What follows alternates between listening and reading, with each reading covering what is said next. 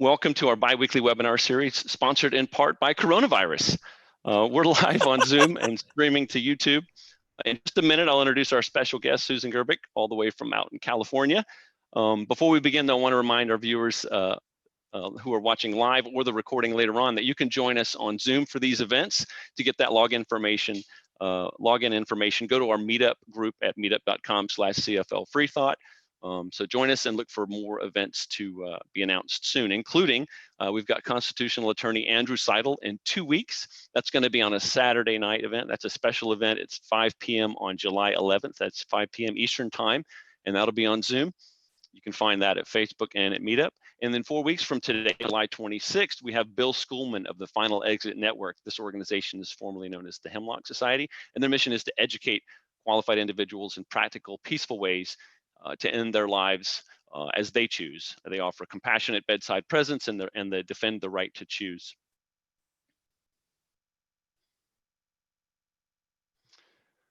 So we'll continue to stream these on YouTube as well. That's going pretty well lately.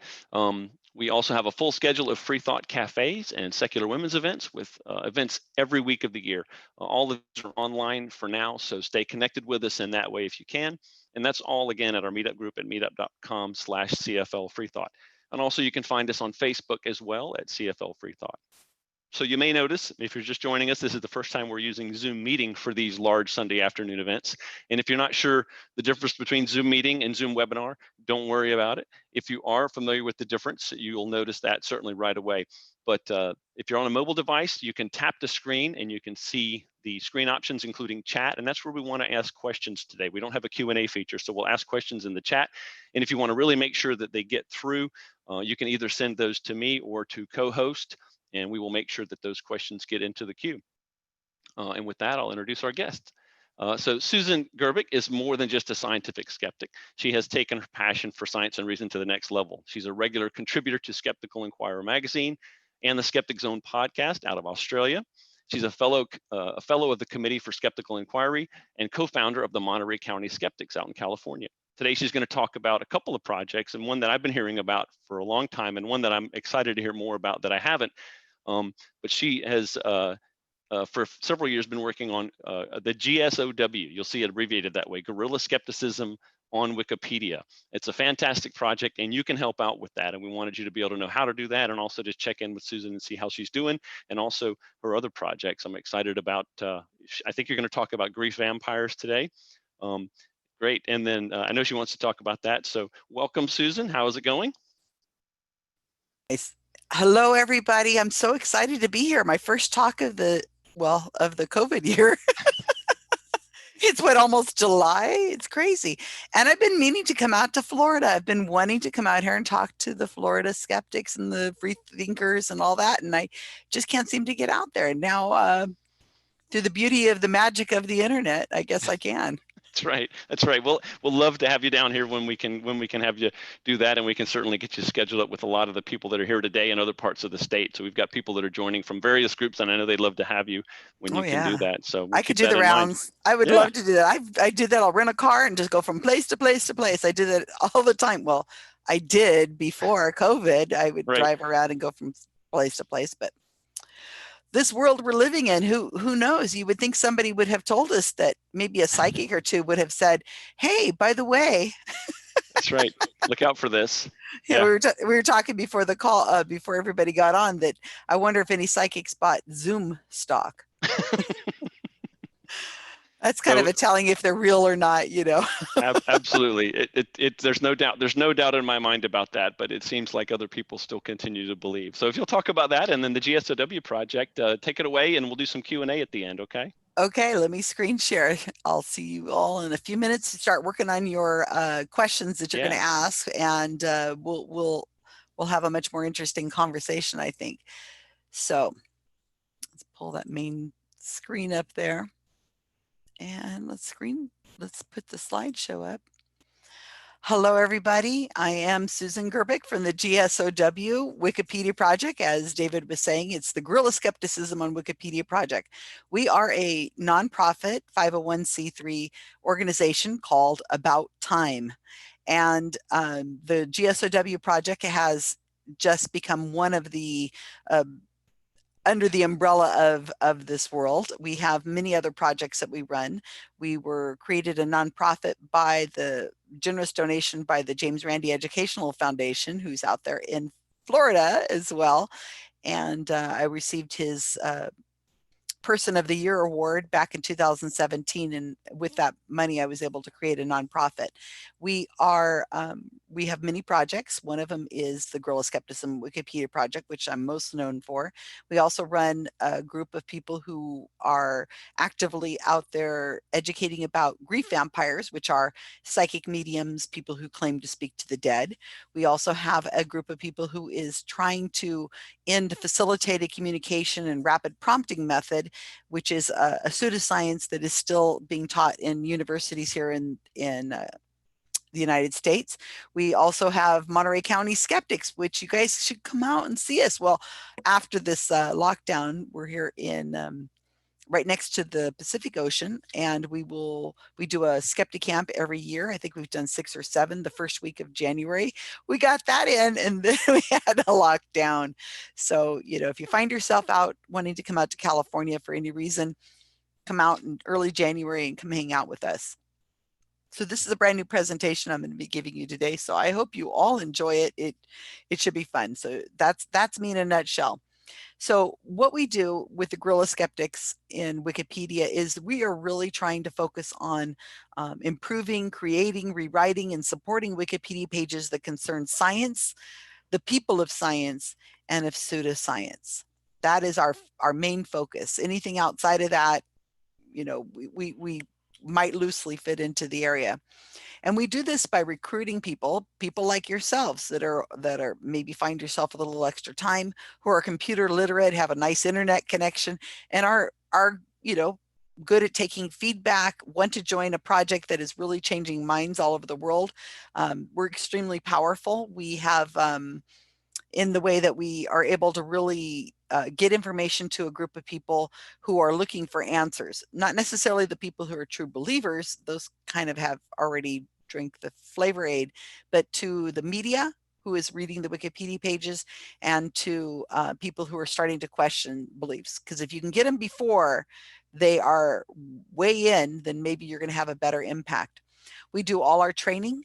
I've created all the training myself. I am the main trainer, and we do all of our training over the internet. People can take as much time as they need. Well, we ask them to be done within 4 months.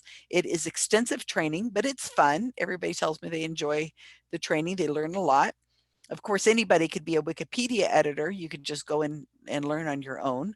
That's not a problem. But what we do is we really try to give you training that I wish I had had. It's with a mentor, usually myself.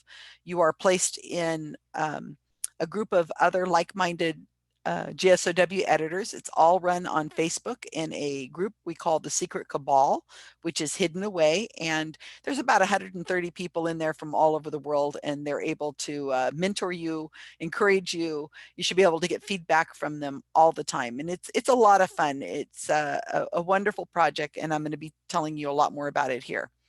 So, this is an example, a screenshot of James Alcott, who is a friend of mine, a Canadian educator who is notable in the skeptic community as being one of the first people to join in with the modern skeptic movement. I believe he attended one of the first lectures or first groups with Ray Hyman and James Randi and Paul Kurtz and so people. And I have a cat. Hopefully he's going to go settle down here in the window. Okay, so this is a Google search for James Alcott. You can see up there in the corner, I put in just James Alcott with quotes, and this is what I get. Now, I'm going to warn you right now, don't spend a lot of time reading the print that you see on these screenshots I'm going to put. It's going to be small print. I'm just talking about this in a broad sense to give you an idea of how we do things and to explain my point. So try not to read all the screens. They're just there for illustration. This, as I said, this is a screenshot of a recent Google search I did for James Alcott. And you can see as you go through here that there are different kinds of things that come up. We have this first one here, and then we have the articles by James Alcott from Center for Inquiry, and then an interview I did with James Alcott comes up, and then Psychology Today, and then an article or link to CICOP, which is in Italy, and then images for him. Over here is a Google box that comes up with most people you search for, and you'll see that this first line or two in here is from his Wikipedia page, and it's sourced to his Wikipedia page. So it talks about probably more or less what's in the lead of a Wikipedia page. So you don't have to go to Wikipedia to get information about somebody that you're getting from Wikipedia. Also, from what I understand, if you have one of these devices that LexisNexis or Lexi, whatever, I can't even think of what they are, Siri, and you know, if you were to say, hey, who is James Alcott? It very well could be reading out to you the first couple sentences of a Wikipedia page. So having a strong Wikipedia page is really important, because what it's going to be able to do is it's going to give you all the oh, I just moved my little screen share button that was blocking my slide, and the very first link that is given to us is the Wikipedia page. I forgot to mention that. So you can see that this is extremely important to have a very strong Wikipedia page, because this is where a lot of people get their information about whatever subject or person they're trying to get information about. So I'm going to tell you a couple stories, and then we'll go to Q&A. The first story I'm going to tell is I love to watch the Rachel Maddow show. It's just one of my favorite shows to watch. It is, you know, my guilty pleasure to watch and find out what's going on in the world. And whether you were into Rachel Maddow or not, that's another story. But I was watching the Rachel Maddow show about a month ago, and she started talking about this PPE portrait project, and she I think it was about 15 minutes. She had somebody on and she was interviewing them, and I thought to myself, wow, this is amazing. This is something that is so important, and I'm going to talk about that really quick. And so right now we're all talking about COVID, and we're talking about being in hospitals and having the tubes shoved down your throat, and how frightening it is and how scary. This is like the worst moment in people's lives, is to experience going through a hospital, you know, where you're in the hospital to be treated for COVID. And not only COVID, but, you know, there's all kinds of other reasons why people might be really frightened to be in the hospital. And then here you have this big blue Smurfy thing that is around you all the time. And you look at what a person wearing full PPE looks like. Imagine not being able to see a human face for days on end. Imagine being a child or somebody just very frightened. And this is what you encounter all the time. Now, of course, we want to keep our people safe. We want to keep everybody who's working in the hospital very, very safe. But it's just very inhuman to see that's what you're seeing. And there's a really simple way that somebody came up with to kind of mitigate this and make it seem a little less frightening. And she started this during the Ebola outbreak, and she went to Libya. She was invited to go there, and she started the project over there. And what it was to start by putting a sticker on the front of their PPE with their smiling, happy face on it. And it was just like a brilliant idea. This picture you're seeing right here is a woman in Liberia. That's where it was, Liberia, during the Ebola outbreak. And look at this smiling face. She's got her name, Nurse Ruth, written on her PPE also. And that makes instantly a feeling of connection with a human being instead of this giant blue blob. And you can see that it's on the front of the PPE. And of course, they're going to have to throw this PPE away. So these are just stickers. And so the project needs continuously a source of people printing these stickers and giving them to the hospitals so that they can put them on their PPE and you know, replenish it. So, I mean, they may be going through many PPEs and their picture a day. But this is a worthwhile project where they're able to kind of humanize themselves. In this area, I think what they've done is they've laminated them and put them on their PPE. But you can see their nice smiling faces of what they look like normally is much more of a comfort to a person who's already terrified and having the worst time of their life and frightened to pieces, especially children. So the PPE project, I thought, this is fantastic. What a great idea. Let me look at their Wikipedia page. They didn't have a Wikipedia page, and this has been going on for about 3 years since the Ebola outbreak. And I thought, well, heck, somebody needs to write a Wikipedia page for them to help bring them to more notice and to be able to get them out, you know, past just, you know, the Rachel Maddow show and the few interviews they've done.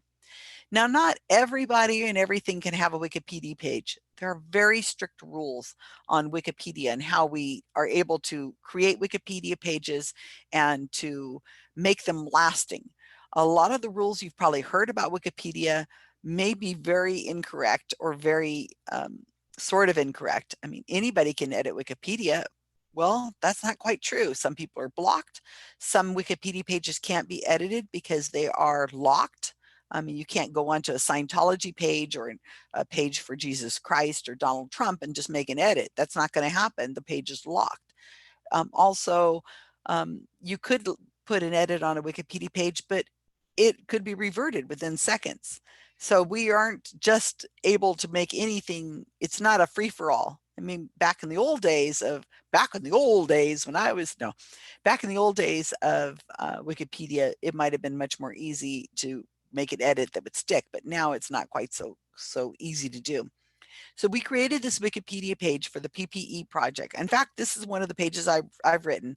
I don't write a lot of Wikipedia pages. I spend most of my time recruiting people, training them, mentoring them, and having them write the Wikipedia pages. But this one I felt so personal about that I wanted to write it. Here's the second part of the Wikipedia page. You can see that we have some references, at least 8 references. They're all going to really good, notable, reliable sources. There's external links on how you can make your own PPE and so on. So that's all well and good. We've got that out in English. That's fantastic. Maybe people will pick up on this and it'll be an idea for people to be involved in the project or learn more about. But people are wearing PPE all over the world. And it seems like we should really get this information out to other places besides just English speaking world. And this is a hallmark of the GSoW project. I barely speak Spanish. I can speak Spanish. I'm losing it now that I'm retired, but for a long time I was able to communicate in Spanish, at least through the workplace, but I certainly would not be trusted to read and write a Wikipedia page in Spanish. But so people who join our project, some are monolingual like myself and really can only edit in English. Some people who join our project are able to speak 2, 3, and 4 more languages, and that's really helpful. Even if you can't speak a language outside of English, that's fine, because you can create a Wikipedia page like I just did, the PPE project, portrait project, and then other people will be able to go in and translate that. And I'm talking real translations, not like a Google Translate. These are native speakers who are doing a lot of the work for us. And in this example, this is the Wikipedia page for the PPE project written by one of my editors in South Africa. And he's written over 100 Wikipedia pages in Afrikaans. So this is what that would look like in Afrikaans. And then the next editor came in and he created the Wikipedia page in German for the PPE project. And then my next editor came in and he created the Wikipedia, she created the Wikipedia page in Italian. And then the next editor came in and created the Wikipedia page in French. And this could be repeated over and over and over again, because we have so many different editors who are able to write in Swedish and Slovenian and Czechoslovakian, Czech and on and on and on. And this kind of thing is one way of fighting back. I mean, I'm not a scientist. I probably was a C student in science in school, but I know a lot of smart people. I know a lot of people who are able to do this kind of work because they are passionate about science and they're passionate about being able to, in a way, fight back, because we can't, even more so now, most of us are at home. If we're fortunate enough to be able to be at home and surviving this outbreak ourselves, and we're able to have a little more time on our hands. Yes, I know there's a lot to distract us and we do spend a lot of time on the internet, but this is the kind of thing that we the GSoW project does all the time. This is just one example. We've written Wikipedia pages for cancer clinics that are quacks. We're really active in writing Wikipedia pages in the vaccine world, and for Wikipedia pages for groups that look like they're actual reputable vaccine organizations that are actually anti-vax. We've written Wikipedia pages for multiple people and things and so on. So now here's the PPE project and a Google search, as I was saying earlier. And I've only written this Wikipedia page maybe a month ago, so it hasn't really moved up in the Google rankings yet. But you can see that if you were to type in PPE portrait project into Google with your italics around the two, the quote marks around the two, so that it narrows in on the name, it is there on the first page search, at least in my research, and you can see that it's the bottom one on the first page. So this is an important project, as I said, and the more eyes we get on it, the more people thinking about it, the better. One in my fantasy world, and one of my fantasies is that I would love to see a community of maybe children, maybe the Girl Scouts could take something like this on and just completely endorse and flood the hospital near them or a doctor's office with, one-on-one, where they would get a nice picture of a person smiling for the camera, their friendly smiling face, take that picture, and then the students would just print up all these stickers for use for the hospital to use, and they can mail them over to the hospital or whatever, and then whenever the hospital staff puts on their PPE, they would reach over, grab a sticker, stick it on their PPE, and go in and help people. It's a small way of helping, but I think that it would be an important way of helping. And it seems like it's a natural relationship between children and, you see a lot of these kids making masks right now for hospitals and stuff. This would be a really great project for students or schools or whatever to do, and you could do it from your home, and I think it'd be fun, and I think they'd get a lot of satisfaction out of it. Plus, they'd learn to meet some of the hospital staff in their area. And anyway, so in my world, I don't have time to manage a project like that, but I think that if you are connected to anybody that might be interested in this, I will put you in touch with the people at the PPE Portrait Project. So now I'm going to totally shift gears, and I'm going to talk about something completely different.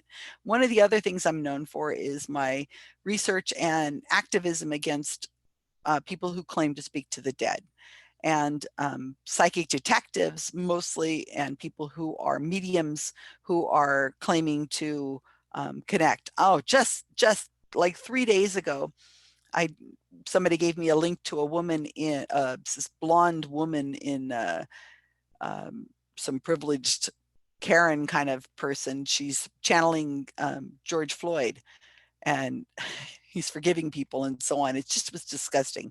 Anyway, don't even get me started. So this person right here, this is Jeanette Wilson. She's a healer and psychic in New Zealand. I have people all over the world that I work with, and I absolutely adore the internet and the ability we have to connect with people all across the world for free. I mean, you're just using the internet. So Jeanette Wilson was a person who I believe she had a TV show for a while, and she's an anti-vax. She has anti-vax beliefs. She is spouting all kinds of nonsense about maybe not getting a mammogram because it's harmful. She's selling supplements called purple rice, I believe, and on and on and on. So in New Zealand, she was going to be speaking to she was trying to get to the UK because that's where she's from, because she was going to do a lecture tour.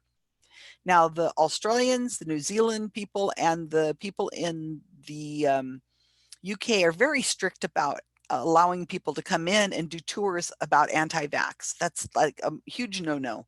So the people in the UK got wind of this because the New Zealand skeptics and the UK skeptics are such good friends. And the UK skeptics were able to talk to all the venues where this woman was going to be speaking and explain that the person who was going to be coming to give a talk is actually going to be talking about anti-vaccines and so on. So he got all the venues pretty much to cancel, and she had to cancel her tour. So, you know, that was being spread, that story was being spread as a success on a lot of places I listen to. The Skeptic Zone podcast, which I hope you guys all are listening to. It's a great podcast over there in Australia. They talk about places outside of Australia too. But so I thought, well, I wonder if there's enough information to write a Wikipedia page about Jeanette Wilson, because we have to wait until they're at a certain notability. There has to be certain citations that we could use to build a page. We just can't write a Wikipedia page for anybody. It's very strict. So we went through and we looked at some of the articles about Jeanette Wilson, and here's one that was from Echo.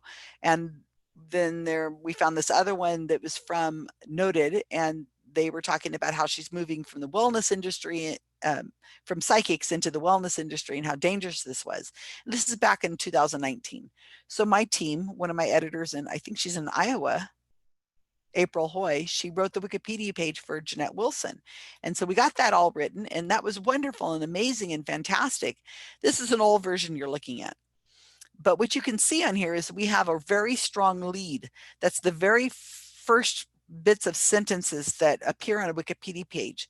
We're usually very careful about writing that because we know a lot of people, that's the only time they read the Wikipedia page. They go to the lead, they read it, and they go, okay, I'm out of here.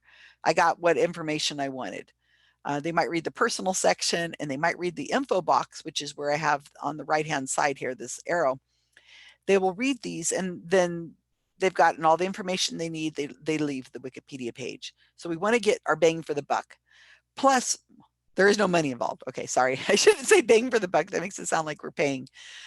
Plus, remember when you do a Google search for somebody like Jeanette Wilson, you are going to get a Google box that's going to have some information about the person in there. And we want to make sure that what's in there is really clearly written, and people who are interested in Jeanette Wilson will be able to find some good information.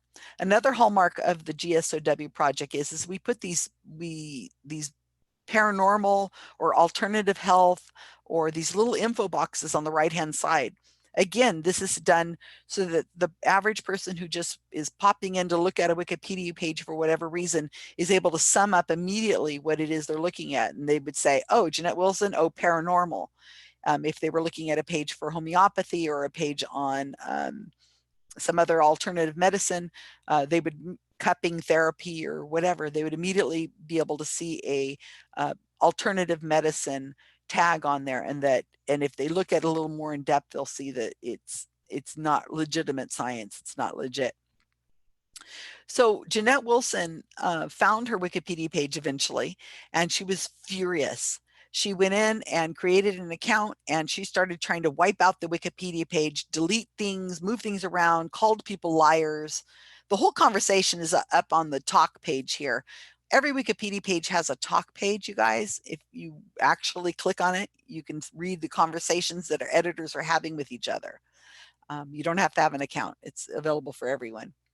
So Jeanette Wilson was in, and she was trying to get the page deleted. She was trying to get pages, whole paragraphs wiped out. She called everybody liars. She says, I am not anti-vax. I've never said people shouldn't get mammograms. You know, God is the ultimate healer, and God vaccinates people, and on and on and on. So she was saying that the Wikipedia page was incorrect. Now I take that very seriously because I don't want to put anything up on a Wikipedia page that is not accurate. I'm following the citations as we find them in the media, supposedly reliable sources. And I went to the different people in the New Zealand skeptics and the UK skeptics, and I said, could you double check your information? The research you did, can you double check that to make sure that it is what it is? Because I really don't want to I want to be sure that when we're calling somebody an anti-vaxxer, that they are absolutely an anti-vaxxer. I believe this woman actually channels, I think she channels a healer, a doctor who's died, and the doctor tells her what the dead doctor tells her what it is that's ailing the person, and then she waves her hands over them or whatever, and that's how she heals them. I'm pretty sure that's this one. So she's just something else. Well, what happened is the UK skeptics and the New Zealand skeptics came back to me and said, absolutely, we've double checked everything, and that is true. So what I did is I went, and with a couple New Zealand skeptics, I went to one of her webinars, just a few, June 14th, to sit in as a participant using a fake Facebook name to see what was going on. And I recorded the whole session. And it's a little long to get into depth here, but what happened is I was able to take the audio at the very end of the conversation with her. I asked her about vaccines and COVID, and she went on for 16 minutes to tell me that she's selling it. She knows of a supplement that you can take that will coat your lungs so you can't get COVID. She talked about how amazing Donald Trump is, the most brilliant man in the world because he's ending vaccines and mandatory vaccines. She talked about, it was clear she's anti-vax. It was clear this woman is anti-science, and she hasn't got a clue. She's spent a lot of time talking about how brilliant she is about vaccines, and because she's been looking into them for 20 years or something. Anyway, so I was able to take the audio and the video that I had created, and I gave it to a reporter in New Zealand, and he wrote this really excellent article for the spinoff about her, and he was able to inform her that her video is out there because she didn't know. How she didn't know, I don't know. And she was furious. I took down the video, but because I didn't really need it up there. The only reason I had it on my channel was to be able to give it to the media easier. She had a cow, but you know, what are you going to do? So what we were able to do with that article, the spinoff article, is to go in and improve and increase the coverage of the Jeanette Wilson Wikipedia page. And you can see that we've added on the alternative and pseudoscience medicine little area there so that it's clear that this is pseudoscience. We also were able to put into the little info box on the side where it says known for, and it says unsubstantiated health advice and conspiracies.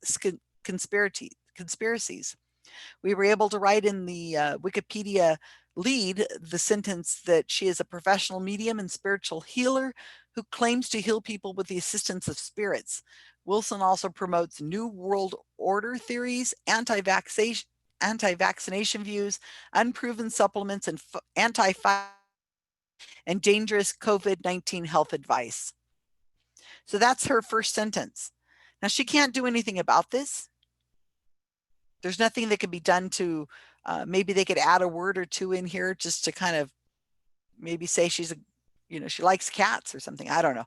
There's not much that can be done. Wikipedia is the ultimate source to go to. And when you are writing these wonderful Wikipedia pages, it's so much more important than blogging about something, doing a video about them, telling your friends, arguing on Facebook or social media.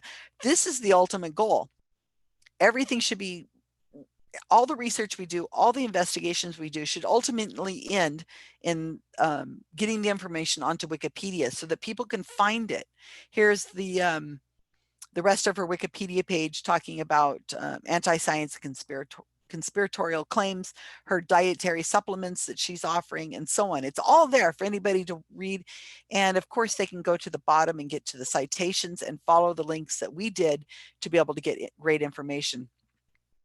Also, another thing that happened, and I just added this in just in the last few days because Jeanette Wilson believes in orbs, you know, those things like dust, that she thinks they're real human beings, and she names them, and it's like ghost photography 101 for children, you know. It's so basic.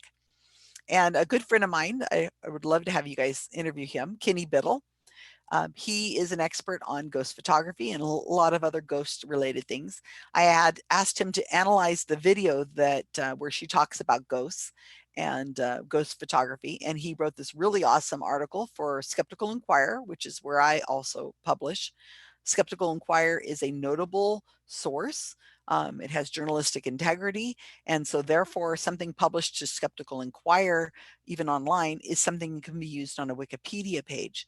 So when Kenny Biddle was able to go through and analyze and explain these orb videos, the ghost angle, then we're able to turn around and use that Wikipedia, that article on her Wikipedia page, and it is there. In fact, one of the people in the right here in the Zoom room, Adrienne, who can't wave right now because she's probably blacked out, but she's the one that added that citation to from Kenny Biddle to the Wikipedia page for Jeanette Wilson. So it's just one more little knife in her pseudoscience beliefs. So as you can look now, you can see this is a Google search for Jeanette Wilson. You can see that Wikipedia should probably come up as the top hit if you are writing, if you're trying to find information about Jeanette Wilson and you're using a Google search. And now the little Google, I can't think of what it's called, the little Google thing there. It says, for those of you who can't read it because it's probably pretty small, it says Jeanette Wilson is a professional medium and spiritual healer who claims to heal people with the assistance of spirits. Wilson also promotes New World Order theories, anti-vaccination views, unproven supplements, anti-5G claims, and dangerous COVID-19 health advice. Cite Wikipedia. So you guys know where that is from. It's from the lead of the Wikipedia article. So this impacts the paranormal person, and in ways that they really can't do anything about. And the power that we have to be able to do this, GSoW teaches all of these tactics, and we're very careful about using them. We want to make sure that what we're doing is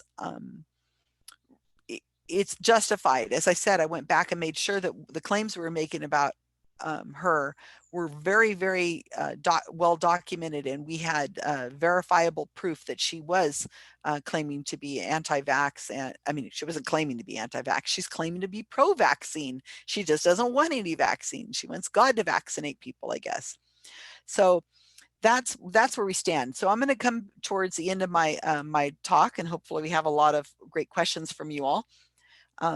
We are a team that's located all over the world, and there's a little disclaimer on this photo I'm showing right now. These are not real people from GSoW. It's some slides somebody took, some pictures somebody took from the internet, and it's kind of clever.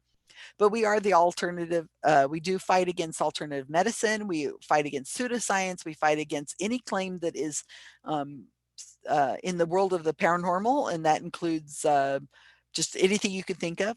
We also are very pro-science, and we write Wikipedia pages all the time for people of science, and for people who and the business of science. Most Wikipedia pages on science are already well written, but we go in and we try to make sure that they're written, they're well cited, and then that they can be translated in other languages. We also take Wikipedia, we take people from other countries who are doing amazing, wonderful things, and that we didn't know about here in America, and we get those pages written in their native language, like German or French or Afrikaans, and then translate them into English. So it works both ways. We really are trying to make sure that we're educating people all over the world. We like numbers. I know I like numbers. Skeptics tend to like numbers, and so we keep track of all the Wikipedia pages we have rewritten or completely written. Not Wikipedia pages where we've gone in and we've done a little cleanup or we've added a few citations. We don't keep track of those pages because, I mean, that would just be impossible for us to do. But we do keep track of all the Wikipedia pages that have been, substantially changed. I mean, more than 50% changed or completely written. We don't write little stubby pages. We write full pages. It takes us sometimes days, sometimes weeks to write a page correctly, a lasting page.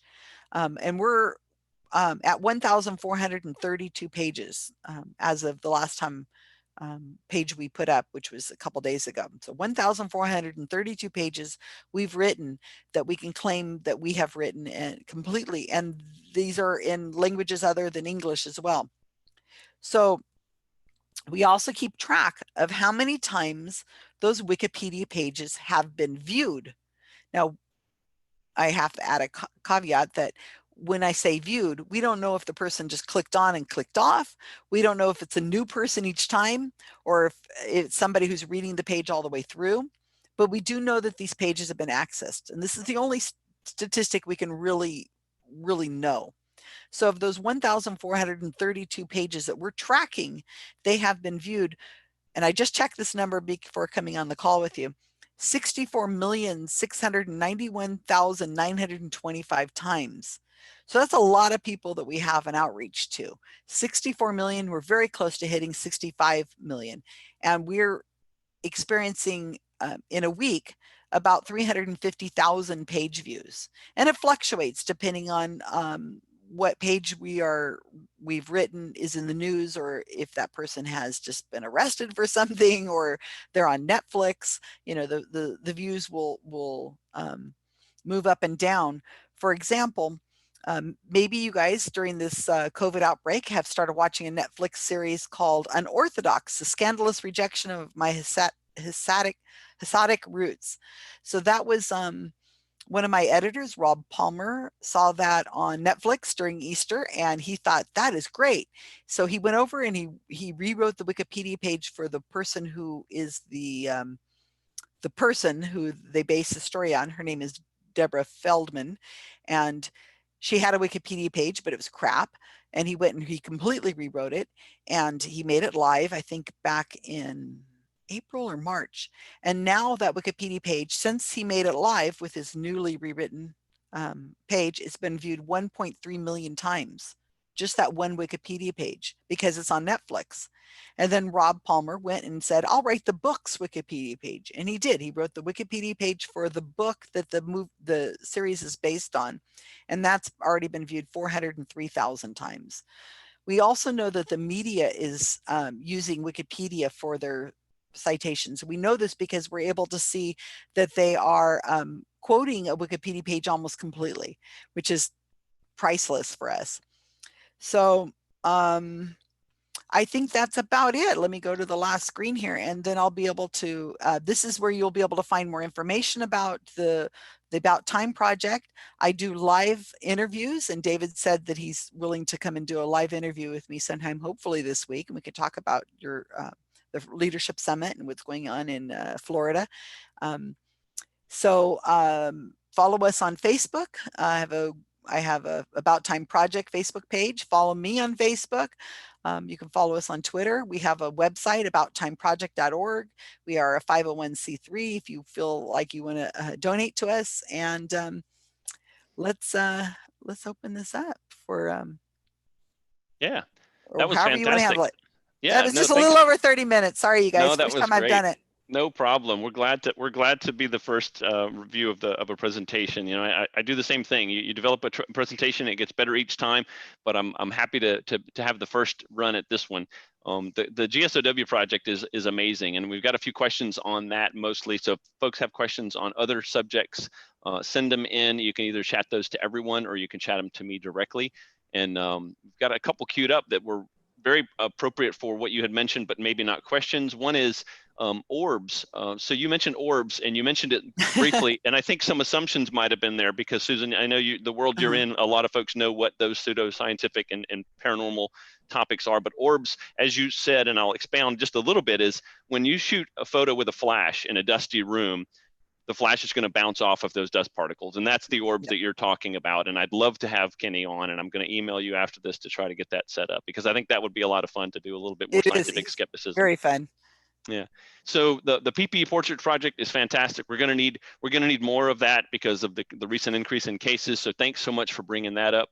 And I was hoping you would answer the question about how many page edits that you guys have had. So I guess overhauled pages or page creations, 1,400 with 64 million views. I just want to say that again because it's freaking amazing. So here's a question that comes from that part of the conversation. Do you get notifications when your pages or your edits are pushed back on? Outside of the talk, do you get notifications when someone tries to edit your pages or your edits? Well, Yes and no. So when you're a Wikipedia editor, you have an account, that's what it's called.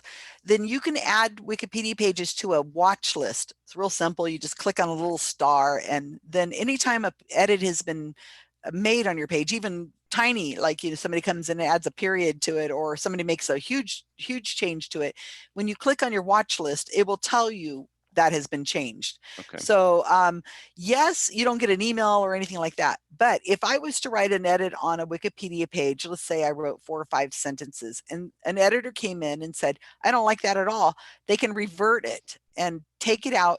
It just takes like 3 clicks. Then I should get a notification instantly, well, immediately afterwards, saying your edit has been reverted. So you don't get, oh yeah, you can get edits. I guess you could get emails for your watch list, but somebody has said, Adrian's saying, but I wouldn't welcome that. I would have, no, it would be too much. Yeah. But so it's best you go onto your Wikipedia account, you click on your watch list, and you see what's changed. And people do that all over the world. They have different pages on their watch list. So you can have a watch list without being a page editor. You need to have an account. Okay. So it would be wise for someone who wants to watch a topic because they're very passionate about it, sign up for an account, even if they don't want to do edits, but they should, and they should volunteer with you. But if they don't, they can still watch a page, kind of like a Google alert, right? So whenever something comes across that edits that page. Okay, that's fantastic. Right. Okay, great. So another question is, I know your editors are not always out about who they are. Have they ever been confronted, and have any of them ever been sued? And is that even a thing on Wikipedia edits? Great question. I haven't had that one before. Okay, so to unpack it, almost all my editors are out. When we first started this project, we were a little wary of announcing that we're part of this. It's kind of like a SWAT team of editors. Now, we're a very tiny percent of Wikipedia editors. The majority of Wikipedia editors are not on the GSoW project.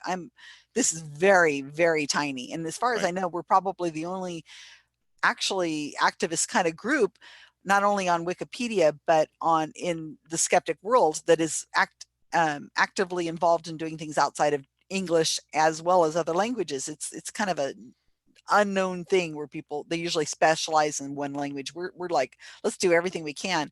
So you can't be sued for Wikipedia being an editor. We have had instances of people threatening to do it, and everybody has a good laugh.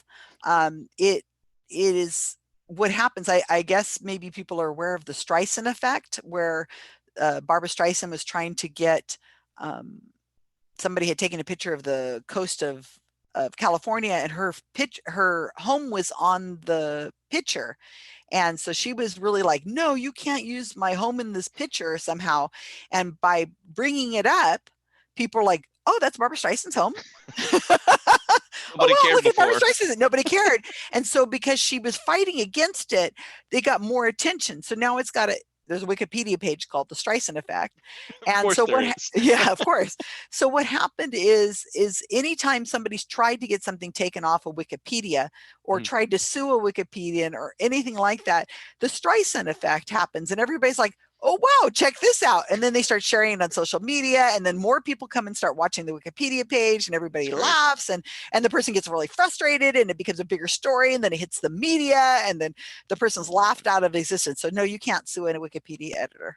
You could try, but you'll be laughed out, and everybody will just be talking about you more. And we're looking at this from one side, right? The side of the editor's right and the complainer is wrong, right? But certainly I can see some problem with that going the other way. But I think that reasonable heads and Wikipedia's management do track and keep the people that are unable to edit because they have lied and cheated the page so many times that they're just not able to, right? So what kind of policing is done to make sure that you guys aren't doing things wrong, so to speak? That's a really good question, because we do seem pretty aggressive, especially with a name like Guerrilla Skepticism on Wikipedia. It's pretty scary, but we do seem like you could approach us, you can watch what we're doing and things like that using our Facebook group and our website, but it's not, in the wrong hands, this could be very dangerous, I assume. But on Wikipedia itself, as I said, we're a very tiny percentage of people, and our edits are pretty public as far as when we make a page change, we write a new page, I announce it on Facebook, I announce it on Twitter. And we Right. kind of do that because we want to make sure people are watching and saying, no, you did that wrong and you can't do that, you know. And so it's a way of saying, you know, somebody watch us. Plus, there isn't really, how do I say, there are admins on Wikipedia, but they're tiny little portion. So it's mainly other Wikipedia editors holding you to account for your edits. And my team, you know, we're the harshest critics of ourselves. We before we make a page live, we go through the secret cabal and we say, I'm about to make this page live, somebody check it over. And if somebody is making something that they shouldn't, writing something they shouldn't, we'll call them on it. And that's fine. Peer review. That's your peer review It is process. a peer review. And then once it's live, of course, anybody could change the Wikipedia page that, I mean, if they really needed to. But sometimes when you're creating a Wikipedia page, and I wrote a Wikipedia page for somebody in your community who, David I don't know how to pronounce David his name. Suhor in Northern Florida. Yeah. I wrote that Wikipedia page and it was deleted because it was back in the days when I was really new at it. And then we've eventually rewrote it. As you're writing a Wikipedia page, you are becoming so knowledgeable about that subject that in a way you really, I don't want to say fall in love with, but it's your creation. You spend hours. It's like writing an essay, videos. right? Yeah. Oh, even more. Yeah. But the thing about it is that sometimes your bias will creep into the Wikipedia page because of the way you feel about it. Yeah, your passion, right? Yeah, right. You put too much and you're just like, oh my God, this is another great slam. Oh, I love this. Let's add this, you know. So my team had to come through and say, Susan, knock it all off, take it down notch, you know. So I wrote it. It was deleted, like I said, back in the day.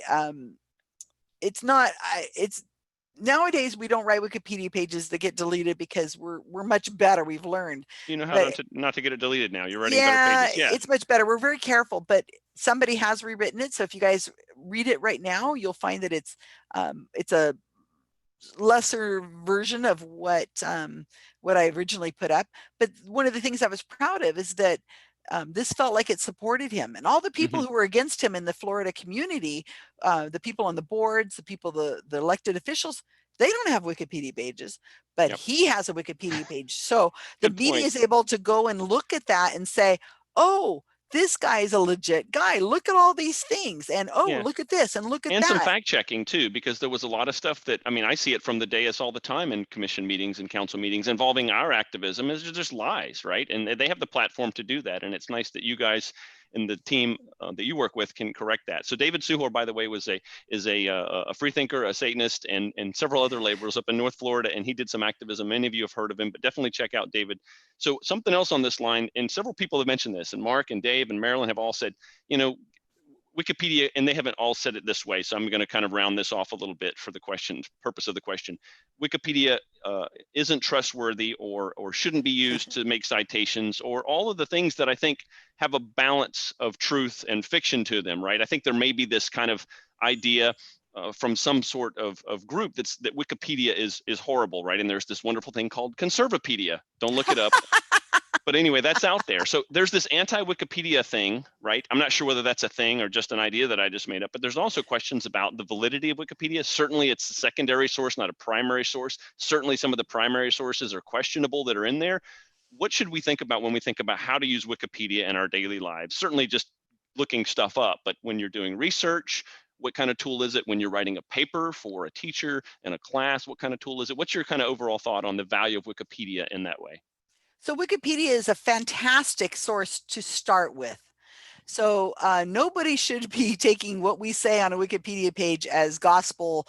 You know, we've only affected 1,432 pages in multiple languages. That's a tiny little fraction of how many Wikipedia pages. I think there's probably, you know, maybe 1 billion pages out there. I don't know.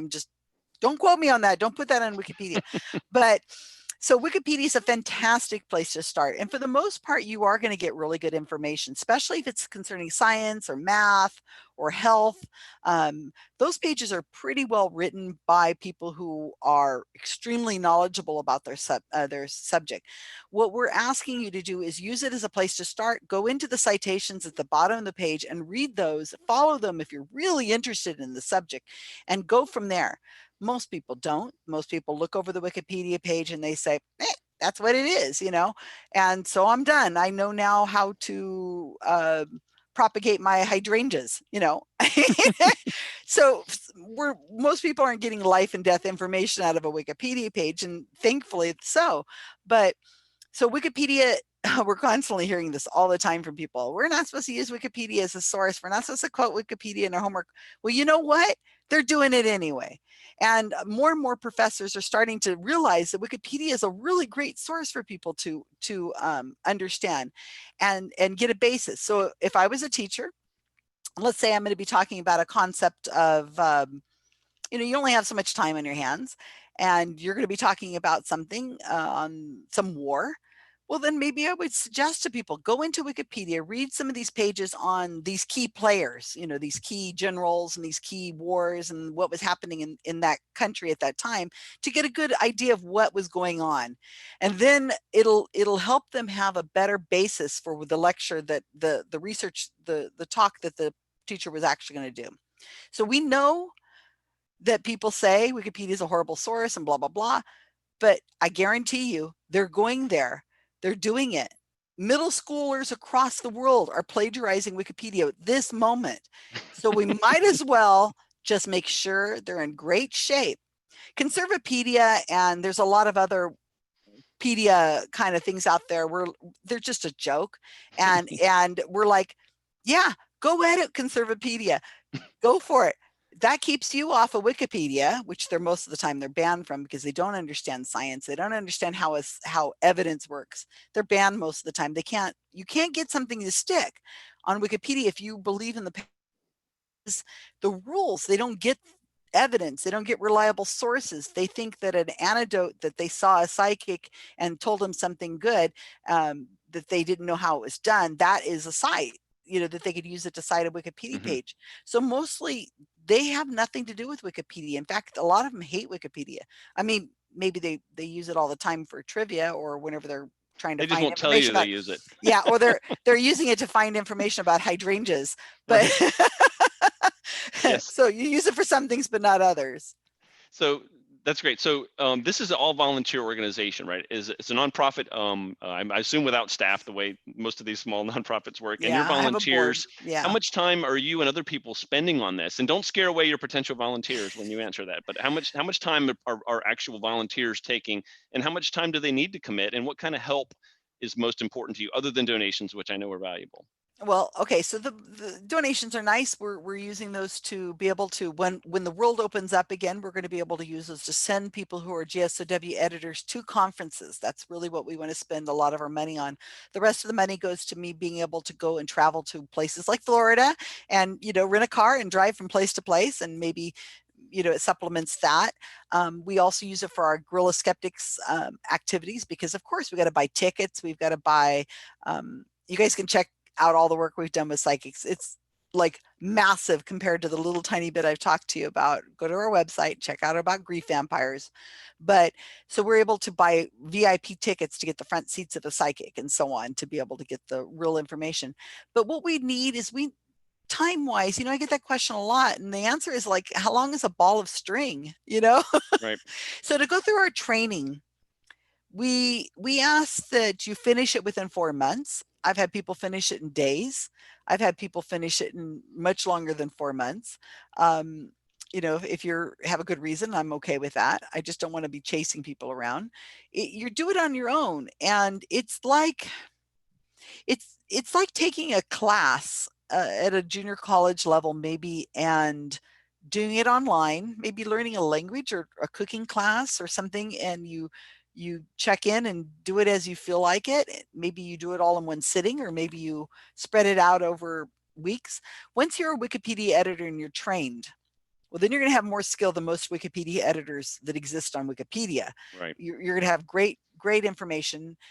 People, you know, we put them into the secret cabal on a Facebook group, and you start interacting with people there. And you know, it's up to you. You can check in and just do things once in a while. Some people have a period of time where they have a block of time, maybe in the summer because they're teachers, and then they'll really get involved with things for a month or two, and then we don't hear from them much for 10 months. Some people edit all the time. Some people are there's no way of knowing. They're addicted. Well, some people are addicted. Some people, it kind of depends. And yeah. So there isn't a time period. You know, I might find something that needs to be done, like the PPE project. Maybe I'll say, hey, somebody have some time to work on this PPE portrait project. That's what happened with the translations. It's like, hey, you guys, I'd like to have this translated into every language possible. And I see somebody here named August just saying that he would like to translate into Spanish. Absolutely. I have like 6 Spanish editors. I mean, that's freaking ridiculous. I mean, it's embarrassing that we have only 6 editors in Spanish. I think I have 2 German editors. And, you know, so, we're volunteers. I can't force anybody to do anything. They edit when they can. Yeah, understood. And that was the question I was going to get to. So I'm glad you saw that was, you know, somebody wants to volunteer to do translating, but not necessarily the research. That's great too, right? You don't have to have a scientific mind to do the translating. You just have to be able to do the translating, right? And, you know, so if people are interested in joining GSoW, what you're going to need to do is, I operate almost exclusively on Facebook. Our secret cabal is on Facebook.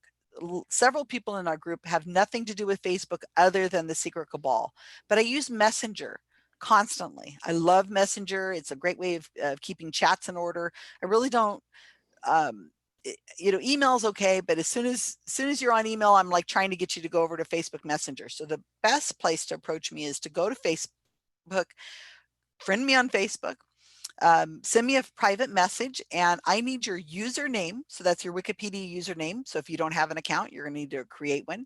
I do need your email because I need to be able to put you into Google Docs. So a Google document, Google email would be best. And, you know, say I heard you on the Central Florida Free Thought Community lecture, and I'm interested in learning more. You can go to our website and get more information. I have a FAQ there. And, you know, what I'm going to do is I'm going to send you a pre-training, which is 2 hours. It should take you 2 hours to finish it. We want you to do it within a week. And it's just some basic lessons. And what it does is it gives you a feeling of the flavor of the training. So you can look at it and say, oh, this is just ridiculous. I can't do this. Or maybe you'll say, that I loved it. That was fun. And then once you finish the pre-training and you come back to me and you say, hey, I'm finished the pre-training, I want to go forward with this, then I'll look at your work and see how you did, you know, make sure it was okay. It's not hard. It's just some people they get over their skis and they're so passionate about wanting to do it. And then once they get into it, they're like, I don't have time for this, you know, so it's like a little wake up call. And then once you're done with your pre-training, then I will put you into the secret cabal and I will give you your training, and you can work through it as fast as you want, you know, as long as you're getting through it, I don't mind. And then we'll mentor you through the training, and you'll also be with your peers in the secret cabal. I mean, how many chances cabal? I mean, seriously. I know I haven't. I only know of a few secret cabals, and I don't think any of them are the original secret cabal, but that's fun. So a couple of things real quick here. A couple of questions. How long have you been on this? And I remember hearing about this years ago at the amazing meeting, and I think that's probably where it started as an idea, or when I first heard it. But also, so how many years? And also Wikidata. I just Googled that, and it looks like that's a project of Wikipedia. Is that anything to do with you guys? Or are you working on Wikidata or no? Data. Well, we do have some things to do with Wikidata. We're also, I'm a professional photographer. I was for 34 years as a child photographer. So photography and images are really important to me. In fact, you had a cross up in Florida, up by I can't think of where it was, but anywhere where David was at. Yeah. And we needed a picture of that cross, because we wanted to use it on the Wikipedia page. So I'm like, hey, anybody near this, can you go and take a picture of that and upload it to Wikimedia so that we can use it on the Wikipedia page? So we do use, some of my people are much more technical than others. And so they have had some doing with Wikidata. But I don't train it necessarily. I mean, there's a little bit that goes through the training, but people find their passions and they get involved in different things. And so yes and no, it's not part of the main training, but we'll be there. But Wikimedia Commons with the photographs and the audio, yes, that's part of training. That's really important to me, to make sure the Wikipedia page not only is well written, has great citations and stuff. I want a picture on there, and if I can get audio, that's even better. Okay. Yeah. So interestingly, when I looked up Wikidata on Wikipedia, the example is a Douglas Adams page edit. So that I thought that was interesting. So yeah, but so Wikidata, Wikimedia, and Wikipedia are all part of the organization. I donate to Wikipedia every month. I've set it up to where it just takes money from me every month. Isn't that great? It's like great. NPR. If I'm going to listen to the NPR, take some of my money each month. I use the shit out of Wikipedia, take some of money every month. It's not a lot of money, but it adds up, and it's more than most people are giving, so I feel good about it. It's a wonderful organization. We receive no money from that whatsoever, by the way. No, I know. But we do appreciate it, because we need to keep Wikipedia strong. We need to keep the servers on. They do keep it commercial free. I mean, it's one of the last websites you can go to that doesn't have pop-ups, and we're trying to I think they're really trying to make sure that it gets into third world countries that they have cell phones, but they don't have like desktops and things like that. And they're trying to make sure that Wikipedia is one of those places you can go to without using your cell phone data plans, and in like Africa and places. And so there's a lot of really good initiatives. They even have a training program for professors. I believe you can sign up, and you can go to workshops. Well, I guess they used to go to workshops, and what they'll able to do is they teach you how to teach people about Wikipedia, teach your students. Maybe that's your assignment. The student would have to write a Wikipedia page or make edits on Wikipedia. So I think it's called the Ambassador Program, but that's another thing that's funded by Wikimedia. So yeah, of course, please donate to them. Yeah. So when you talked about translating, this is the last thought that I have. I'm out of questions. I think I've got them all. Apologies if I didn't. But when I think about who needs to understand scientific skepticism, I think about certainly the 40% of Americans who believe in creation story, right? I don't know if that stat's still new, but there's also places like India where a significant portion of the population believe in supernatural and magical thinking. There are certainly other places in the world as well. Are you finding that there is a high demand in some countries for skeptical content and a low demand in others? I mean, I imagine the audiences that are English speaking are going to want it, and it's hard to gauge how much it's needed there. But like, what do you think of that as far as what translators do you need the most when it comes to the countries where this might not be as readily available? Well, this is why I have a diverse group. It's really important to have, and I see I've already got two messages from people. Thank you. I'll get back to you guys soon. Great. So we need a diverse group, because I don't tell people what to do. I don't say you need to go and edit this Wikipedia page and this pseudoscience in Japan or in India on these Godmins or whatever. And we have done some work on Wikipedia pages for India skeptics. I think we wrote the rationalist Wikipedia page for an Indian group. I need people all over the world to participate, and I do have people all over the world, but I need more. Because we all have different interests and different areas of expertise that we feel passionate about. So, I'm really involved in the psychic world, and I really like this, anything to do with the vaccines. But other people do, like Adrienne, who's also on this call. She wrote the Wikipedia page for Haunted House, and that's like really interesting in some of the things. You mean like learned. Just like general haunted houses, just like what is one page? The Wikipedia page for Haunted House. And believe it or not, and this I didn't even understand, that in China, a belief in ghosts is really, really powerful. And so they have to train their police officers to go into places that are supposedly haunted. And so they put together a haunted house to train their police force to go into, so that they can understand being scared or whatever. It's right next to where the firefighters practice putting out fires, right? So they have, and also in China, she was explaining that you can't sell a house where somebody has died, because the market value is going to go way down because, of course, now there's a ghost living in it. So, I mean, there's pseudoscience all over the world that is affecting people's daily lives and their income and in ways that we can't even imagine. So a page like Haunted House sounds frivolous and like low-hanging fruit, but in a lot of ways, it affects people all over. So I need people to have passions about tons of things that come to the project, who will say, in Portugal, where I live, this is a psychic that has just been scamming people left and right, and I want to write a Wikipedia page about this Portuguese psychic, and I've never heard of the person, but if there's enough citations to do it, let's do it, because it's important to that community. I mean, in Japan, they have is it Japan? Korea fan death. I don't know if you've ever heard of this. It's a big freaking deal. Every fan you buy in Korea has a timer on it. And the reason is because they think that the fan moving back and forth is killing their elderly. Oh, that's right. I remember that. Fan death, Korean fan death. Look it up. So, I mean, think about because they found somebody that was dead with a fan on a couple of times. They were elderly, and then the story starts spreading.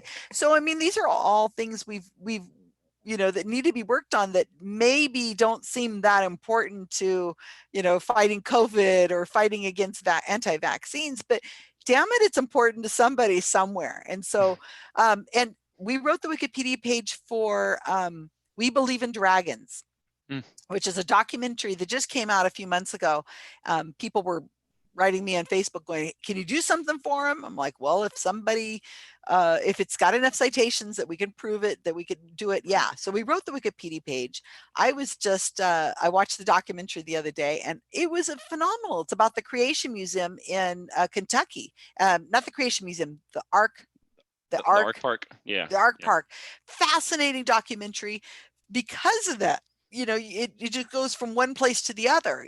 People may find that Wikipedia page and then start learning about Ken Ham. They might find about the friendly atheist blogger, Hemant Mehta, who we've quoted quite a bit, a friend of mine.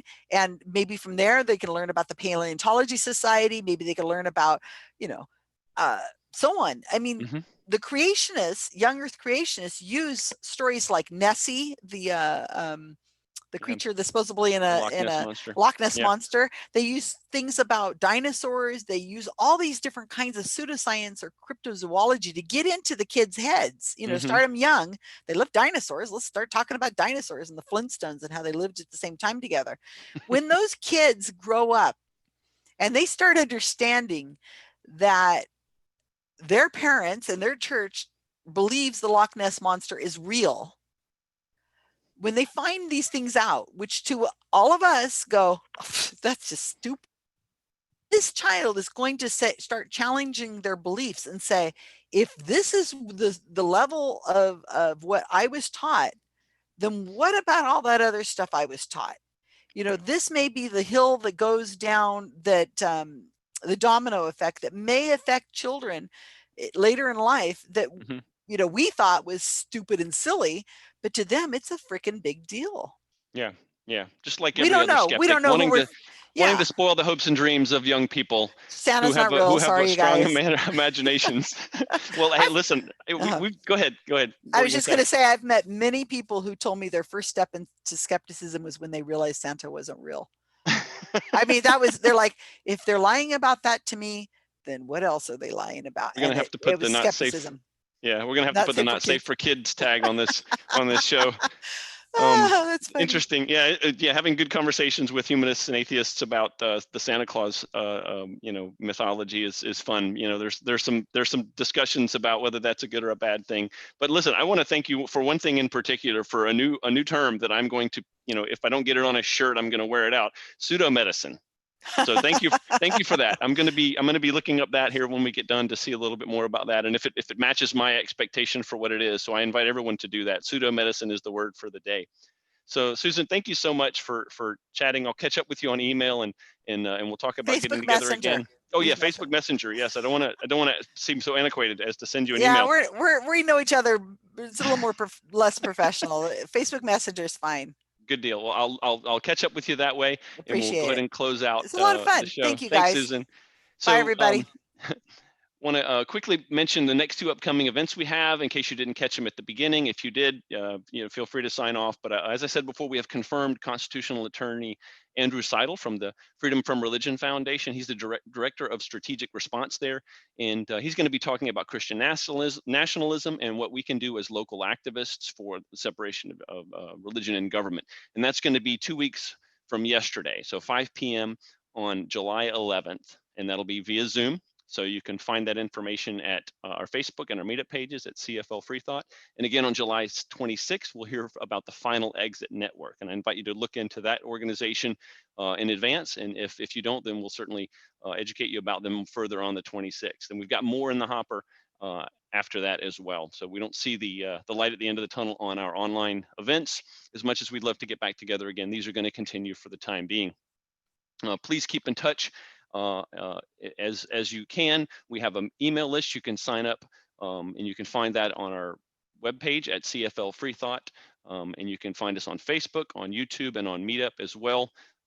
So we can stay in touch that way, and until we are able to get back in touch, I hope you take care of yourselves and one another. Bye.